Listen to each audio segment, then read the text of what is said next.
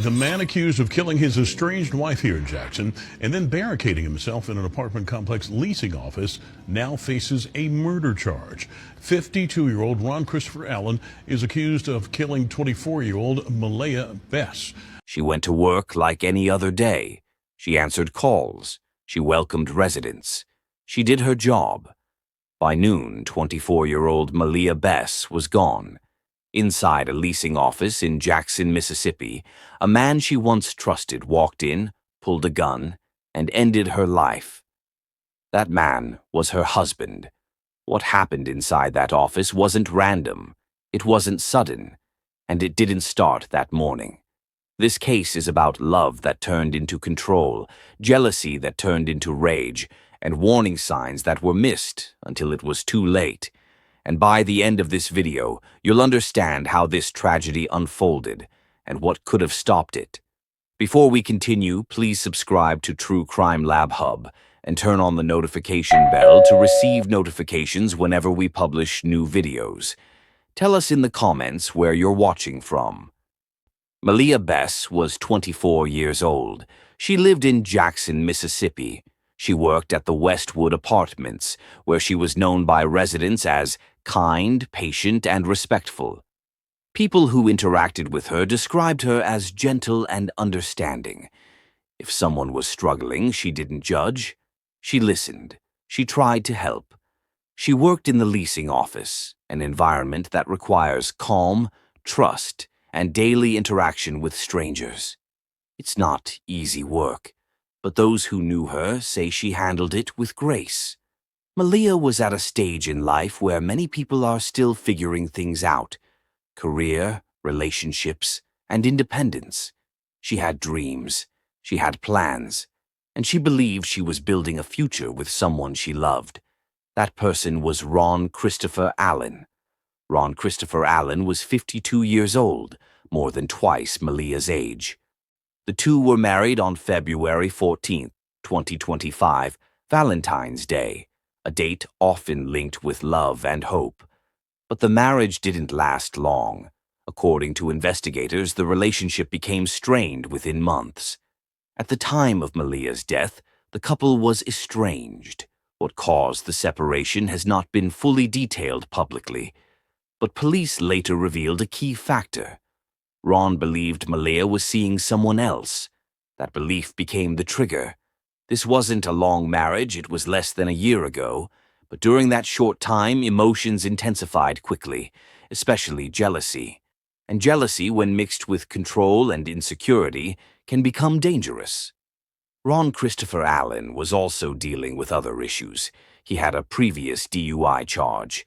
He told the court he had undergone hip surgery, became addicted to pain pills, and later sought treatment in New Jersey.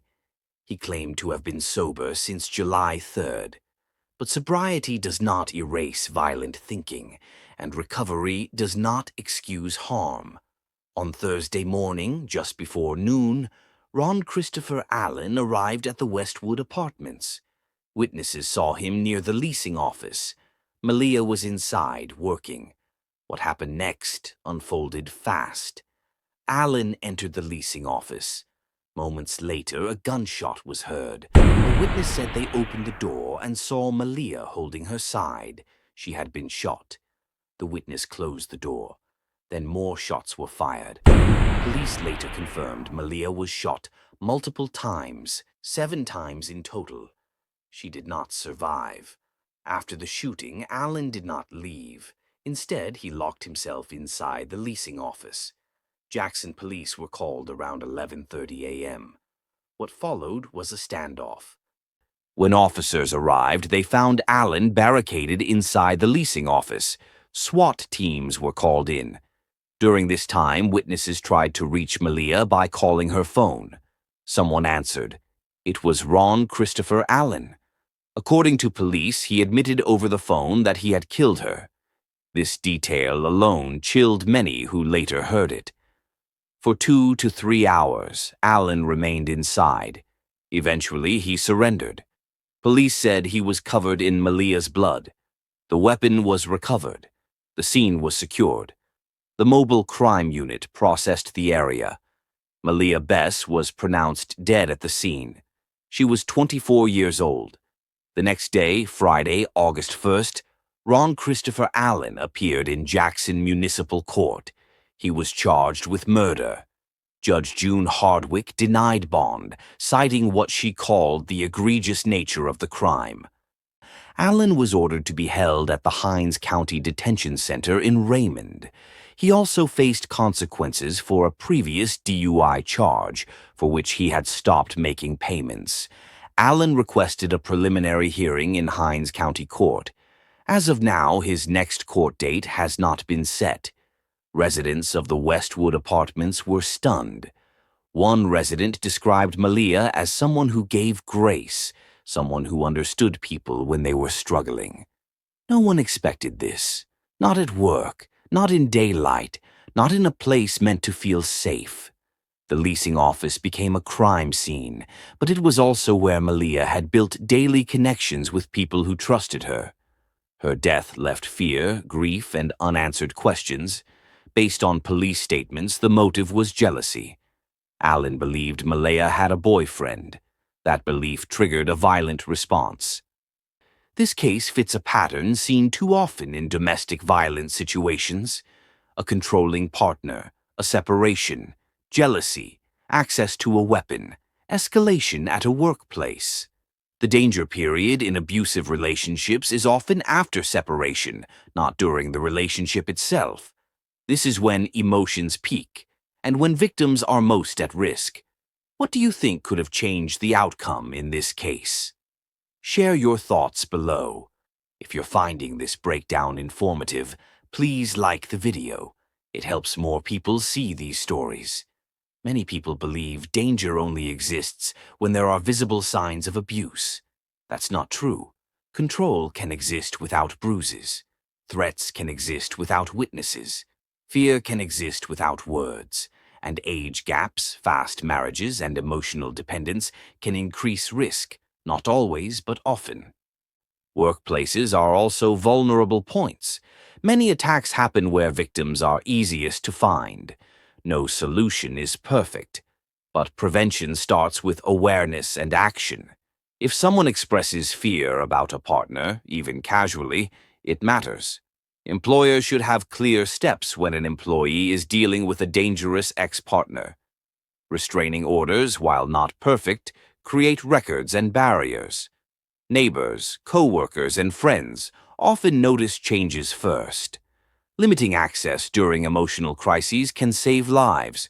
None of these steps guarantee safety, but together they reduce risk. Maleah was more than a headline. She was a daughter, a co-worker, a young woman building a life. Her story matters, not because of how she died, but because of who she was. And telling her story is not about clicks. It's about learning, awareness, and preventing the next tragedy. If this story moved you, please share it. Someone you know may need to hear it. Subscribe for more true crime stories told with care and respect. And tell us, what should change to stop cases like this from happening again? Even after the arrest, many questions remain. Why did Ron Christopher Allen choose her workplace? Why did no one see this coming in time? Could anyone have stepped in before that morning? Police believe this attack was driven by anger over a relationship Maleah had already moved on from. That detail matters because it shows how dangerous separation can be when one person refuses to accept it. This was not about love. It was about ownership. And when that sense of ownership was threatened, violence followed. For viewers watching this right now, this section is important because the warning signs often appear long before the final act. When cases like this are studied, certain patterns repeat. A fast-moving relationship, a large age gap, control disguised as care, extreme jealousy, anger after separation. None of these alone predict violence, but together they raise risk. Another pattern is location. Many victims are attacked at places they visit every day, work, home, or somewhere familiar. These are places where attackers know they can find them. That's why prevention can't wait until someone feels unsafe. By then, danger may already be close. People often ask, what could others have done? The truth is uncomfortable. Many warning signs look small when seen one by one. A tense phone call, a sudden visit, someone waiting outside. Individually, these moments seem harmless. Together, they form a pattern. Co-workers are often the first to notice stress, fear, or sudden changes in behavior. Speaking up early can create space for action. Silence protects the wrong person. Pause for a moment. Have you ever seen warning signs like this at a workplace? Drop a comment. If this story is helping you understand these cases better, tap the like button. The court denied bond because of how serious this crime was. That decision sends a message. Actions like this will not be treated lightly. But justice doesn't end with a courtroom. Justice also means learning from what happened, so fewer families have to sit through hearings, funerals, and unanswered questions. Each case adds another chapter to a larger story about domestic violence in public spaces. This didn't happen in the middle of the night. It didn't happen in secret. It happened during a workday. That fact alone forces a hard truth. Violence can enter everyday spaces without warning. Viewers often think these stories are rare or distant, but similar cases happen across cities, towns, and communities every year. This is not about fear, it's about awareness. If you are watching this and something feels familiar, pay attention to that feeling. Feeling watched, feeling pressured, feeling afraid to say no. Those feelings matter. People want to help, and speaking up early can change outcomes. No one deserves to live in fear, at work, at home, or anywhere else. Maleah Bess should have gone home that day. Her life should not be reduced to a single moment of violence, but her story can still save others. By talking about it, by learning from it, by refusing to ignore warning signs, and by remembering that prevention begins long before police arrive. What lesson should people take from this case? Share your thoughts. Subscribe for more true crime stories told with care and truth. And if this video reached you for a reason, don't ignore that. For the people who were inside the apartment complex that day, life split into two parts, before and after. Some heard the first sound and didn't understand what it was. Some saw Maleah moments earlier, doing her job like always. Some were the ones who later had to explain what they saw to the police. These are the unseen victims of crimes like this. They didn't choose to be part of this story, but they carry it with them, at work, at home, and in quiet moments when the memory returns. This is why public space violence leaves a wider scar than people realize. When relationships end, control is often the first thing lost. For someone who cannot accept that loss, predictable routines become targets. Workplaces offer that predictability. Set hours, known locations, limited escape routes. This isn't about opportunity, it's about access. Many victims feel safer at work because others are around. But in reality, that sense of safety can be misleading if no protective steps are in place. This case shows how quickly a familiar space can turn dangerous. After the headlines fade, families are left behind. Court dates move slowly. Grief doesn't. Maleah's loved ones must now carry memories forward without her. Birthdays, holidays, ordinary days all feel different. True crime stories often end with arrests. Real life doesn't. Healing takes years. Sometimes it never fully arrives. That's why telling these stories responsibly matters, not to relive harm, but to give meaning to loss. This case is not about one bad decision in one moment. It is about patterns. It is about warning signs. It is about what happens when jealousy turns into entitlement. You don't need to be an expert to notice danger. You just need to take concerns seriously, your own and others. Awareness is not fear. Awareness is protection. Maleah Bess did not choose this ending. But by telling her story fully and truthfully, something important happens. Her voice continues, and every time someone watching this video recognizes a warning sign sooner, speaks up earlier, or checks on someone they care about, that voice matters. This case didn't begin with a gun. It began with control, jealousy, and refusal to let go. Remember that. Leave a comment with one thing you learned from this story. Subscribe for more true crime stories told with care, accuracy, and respect. In the end, what remains is not the crime scene, the courtroom, or the headlines. What remains is a young woman who showed kindness in ordinary moments. A woman who went to work each day believing she was safe. A woman whose life mattered far beyond the way it ended. Maleah Bess should be remembered for how she lived, not only for how she was taken.